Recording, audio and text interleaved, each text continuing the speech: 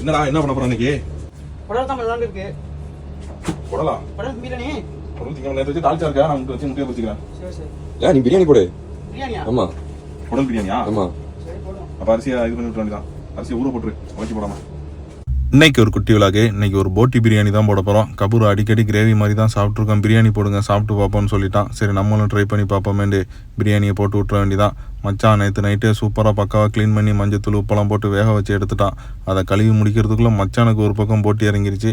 அப்படி ஒரு வேலை குடலை க்ளீன் பண்ணுறதுக்குள்ளே எண்ணெயை ஊற்றி ஸ்பைசஸ் பச்சை மிளகா வெங்காயம் தக்காளியெல்லாம் போட்டு நல்லா தாளித்து விட்டு சால்ட்டு டு டேஸ்ட்டையும் ஆட் பண்ணி நல்லா ஒரு மிக்ஸ் வெள்ளு தக்காளியெல்லாம் மசிஞ்சதுக்கப்புறம் தயிர் ஜிஞ்சர் பூண்டு பேஸ்ட்டு மிளகாத்தூள்லாம் போட்டு ஒரு மிக்ஸ் வெள்ளை கொடுத்து கோரியன்று வேக வச்ச குடலையும் கொட்டி நல்லா மிக்ஸ் பண்ணி விட்டு 3/4 வேக்காடு குடலை முழு வேக்காடுக்கு மாற்றணும்.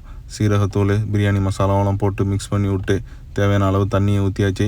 தண்ணி 10 நிமிஷத்தில் கொதி வந்துட்டாக ஊற வச்சு அரிசியை கொட்டி விட வேண்டியதான். கோரியன்று கொஞ்சம் ஆட் பண்ணிவிட்டு நல்லா ஒரு மிக்ஸ் வெள்ளு ரைஸை போட்டு அதுக்கப்புறம் என்ன ஒரு 10 நிமிஷத்தில் தண்ணி ஈவனாக வந்துடும். தம்மை போட்டு விட வேண்டியதான். சுல்தாம்பி வேற எங்கேயோ சண்டைக்கு போயிட்டு வந்திருக்காக. காலை உடச்சி விட்டானுவான். தெரு சண்டையா இல்லை சோத்து சண்டையான்னு தெரியல. மஞ்சப்பத்தை போட்டு படுக்க வச்சிருக்கு. பேனா ரீபுலாட்டாக இருந்துக்கிட்டு இதெல்லாம் நமக்கு தேவையா, படு பேசாமல் அப்படின்னு சொல்லி படுக்க போட்டுட்டு இந்த பக்கம் தண்ணி ஈவனாக வந்துட்டாக.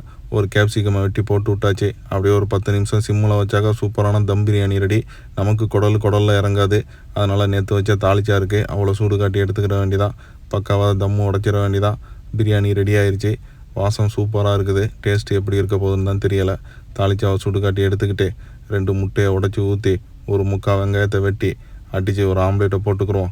நமக்கு சைடிஸு போதான். நல்லா போட்டு விட்டாச்சு. மேலே லைட்டாக மசாலாவையும் போட்டு சும்மா அப்படி ஒரு திருப்பு இப்படி ஒரு திருப்பு ஆம்லேட் ரெடி.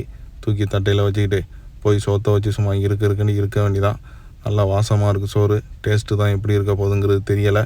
சோத்தையும் வச்சுக்கிட்டு ஆனியன் ரைத்தா அவ்வளையும் ஒரு 2 ஸ்பூனு அள்ளி வச்சுட்டு குடலை எல்லாத்தையும் பொறுக்கி மச்சான் தட்டையில் கொடுத்துட்டு தாளிச்சா ஊற்றி சும்மா இருக்குன்னு இருக்க வேண்டியதான். தாளிச்சா உருளைக்கிழங்கு சோத்தோடு வச்சு பிணைஞ்சி வச்சு அடித்தா சும்மா அப்படி தான் இருப்பாக. பிரியாணி சும்மா அள்ளுது தள்ளுதுங்கிற அளவுக்கெல்லாம் இல்லை. போட்டி டிஃப்ரெண்ட்டாக செஞ்சு சாப்பிட்ணுங்கிறவங்க அந்த மாதிரி பிரியாணி போட்டு சாப்பிடுங்க. மீண்டும் வேறு ஒரு வீடியோவில் சந்திப்போம். பாய்.